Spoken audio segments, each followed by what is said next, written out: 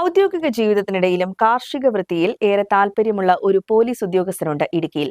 Kanjikuzhi police സ്റ്റേഷനിലെ senior civil police ഓഫീസറായ Azad Thomas ആണ് ജോലി സമയം കഴിഞ്ഞാൽ ഉടൻ തന്നെ വീട്ടിലെത്തി കാർഷിക ജോലിയിൽ ഏർപ്പെടുന്നത്.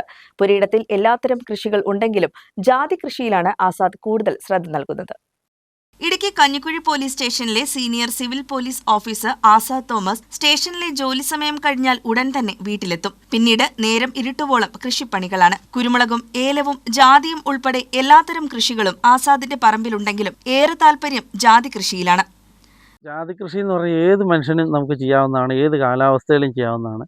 ഇതിന് നല്ല വെയിൽ വേണം, വെയിലുണ്ടായാലേ അതിന് ഉൽപ്പാദനം കിട്ടുള്ളൂ. പിന്നെ അതേപോലെ രാസവളവും ജൈവവളവും മിശ്രമായിട്ട് കൊടുക്കണം.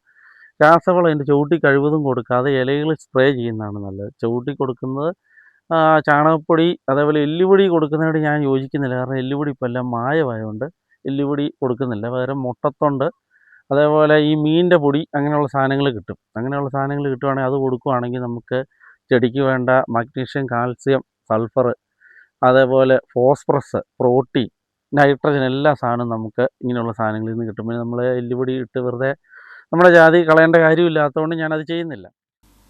35ഓളം ഇനത്തിൽപ്പെട്ട ജാതിമരങ്ങളാണ് ആസാദിന്റെ കൃഷിയിടത്തിലുള്ളത്. Round leaf, Indonesian, Palathinkal gold, Nilambur ജാതി, ആലപ്പുഴ ജാതി ഇങ്ങനെ ഓരോ ഇനവും ഏറെ കായ്ഫലമുള്ളവയാണ്. സ്വന്തമായുള്ള കൃഷിക്ക് പുറമെ ഇവയുടെയെല്ലാം തൈകളും ഉൽപ്പാദിപ്പിച്ച് ആവശ്യക്കാർക്ക് നൽകുന്നുണ്ട്. കൃഷിച്ചെലവ് കുറവും പരിപാലിക്കാൻ എളുപ്പവുമെന്നതാണ് ജാതി കൃഷിക്ക് താൽപര്യമുണ്ടാവാൻ കാരണമെന്ന് ആസാദ് പറയുന്നു. മുട്ടത്തോടുകൾ ശേഖരിച്ചും മറ്റ് ജൈവവളങ്ങൾ കണ്ടെത്തിയുമാണ് കൃഷി പരിപാലിക്കുന്നത്. ജാതി കൃഷി വീട്ടമ്മമാർക്ക് പോലും നോക്കി നടത്താൻ കഴിയുമെന്നും കർഷകർക്ക് കഴിയുന്നത്ര പ്രോത്സാഹനം നൽകുകയാണ് തന്റെ ലക്ഷ്യമെന്നും ആസാദ് പറയുന്നു. ഹൈറേഞ്ചിലെ മാതൃകാ കൃഷിത്തോട്ടം എന്ന നിലയിൽ ആസാദ് തോമസിന്റെ കാർഷിക പ്രവർത്തനങ്ങൾ മനസ്സിലാക്കാൻ കൃഷിയിൽ താൽപര്യമുള്ള പലരും പുറംനാടുകളിൽ നിന്നും എത്താറുണ്ട്. News bureau, Idukki.